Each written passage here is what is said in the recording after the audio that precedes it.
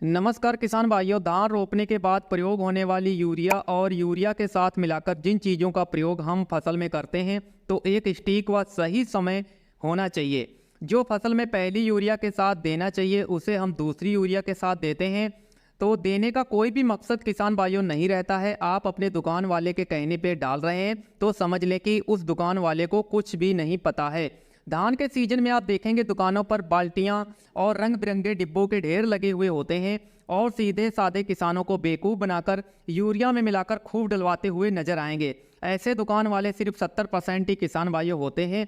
आप अपने खेती में चार्ट दुकान वाले से ना बनवाकर आप खुद बनाएं, क्योंकि सबसे बड़े डॉक्टर आप अपने खेती, अपने ज़मीन और अपने फसल के होते हैं। किसान भाइयों, हम वीडियो में बताने वाले हैं, वीडियो को आप लोग बिना बगाए पूरा देखिएगा कि आप धान की फसल में पहली यूरिया के साथ क्या मिलाकर डाल सकते हैं जिससे आपकी धान की फसल अच्छी ग्रोथ करेगी, ज़्यादा कल्ले भी बनाएगी।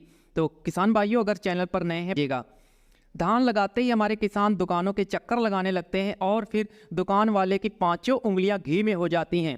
पहली यूरिया में ज़्यादातर किसान मार्केट से लाकर जबरैलिक एसिड, ह्यूमिक एसिड और भी काफ़ी एसिड आते हैं जो यूरिया में मिलाकर धान की फसल में प्रयोग करते हैं। धान का खेत काला खूब हरा भरा दिखने लगता है। 15 दिनों तक ऐसे ही आपका धान जो हरा भरा दिखाई देगा। किसान भाइयों, आप सोचेंगे कि हमारी फसल बहुत अच्छी है, लेकिन जो फसल के अंदर पोषक तत्वों की कमी आएगी वह आपको दिखाई नहीं देगी। 15 दिनों तक उसे फसल जो है किसान भाइयों छिपा कर रखेगी। लेकिन जैसे ही इन रंग बिरंगे डिब्बों का असर खत्म होगा वैसे ही आपकी फसल जो है पीली कमजोर दिखने लगेगी।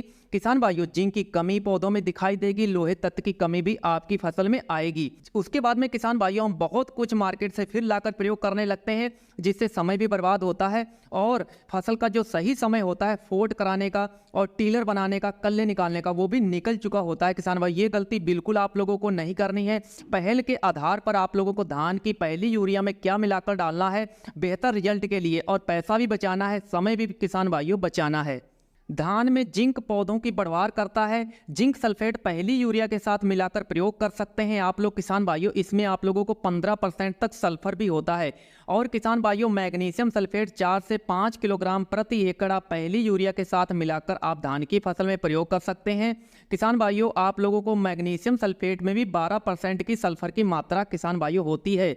अगर आप पहली यूरिया में जिंक सल्फेट मिलाकर देने वाले हैं 33% की 7 किलोग्राम आप लोगों को जिंक लेना है 1 एकड़ में, और आप लोगों को 40 से 45 किलोग्राम यूरिया लेना है 1 एकड़ में, और अच्छे से मिक्स करके आप जिंक प्रयोग कर सकते हैं। अब किसान भाइयों, मैग्नीशियम सल्फेट आप प्रयोग करना चाहते हैं तो मैग्नीशियम सल्फेट की मात्रा 4 से 5 किलोग्राम प्रति एकड़ 40 से 45 किलोग्राम यूरिया में मिक्स करके डाल सकते हैं। मैग्नीशियम सल्फेट पत्तों में क्लोरोफिल मेंटेन करता है। धूप से जो पत्तों में भोजन बनता है, प्रकाश संश्लेषण की क्रिया, उसमें क्लोरोफिल का बहुत ज़्यादा किसान भाइयों योगदान होता है। हमारी फसल अच्छी होती है, अच्छी ग्रोथ करती है। धान में फारस सल्फेट का प्रयोग बहुत योगदान होता है किसान भाइयों।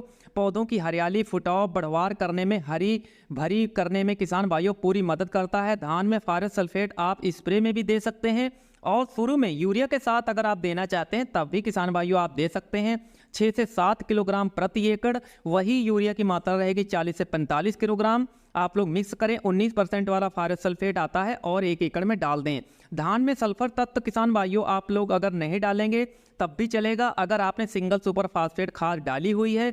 अगर आपने सिंगल सुपर फास्फेट खाद का प्रयोग नहीं किया था, डीएपी खाद का प्रयोग किया है, तो उस अवस्था में आप पहली यूरिया के साथ सल्फर भी मिक्स करके दे सकते हैं। बेंटोनेट 10 किलोग्राम जो सल्फर आता है मार्केट में दानेदार, वह किसान भाइयों अगर आप प्रयोग करेंगे, जैसे दाल होती है ऐसे बना हुआ होता है, उसकी सेफ होती है, आप अगर इस सल्फर का प्रयोग करते हैं तो अच्छे रिजल्ट देखने को किसान भाइयों मिलते हैं। अब किसान भाइयों, जो पहली यूरिया के साथ हमारे किसान अक्सर जो है मार्केट से ग्रोथ प्रमोटरों का प्रयोग करते हैं, तो ये गलती हम लोगों को नहीं करनी है। ग्रोथ प्रमोटर प्रयोग करने के लिए अभी बहुत समय है किसान भाइयों, लंबा समय है, हम लोग बाद में प्रयोग करेंगे। हम लोग किसान भाइयों जो पहल के आधार पे पहली यूरिया के साथ zinc sulphate, sulphur, magnesium sulphate, ऐसे जो पोषक तत्व हैं, फारस सल्फेट 19% वाला, इन चीज़ों का प्रयोग करना है तो बेहतर रिजल्ट किसान भाइयों आप लोगों को देखने को मिलेगा। और ये जानकारी अगर अच्छी लगी होगी तो किसान हित में दबाकर शेयर कीजिएगा। आने वाले वीडियो भी जरूर देखिएगा। धन्यवाद। जय हिंद।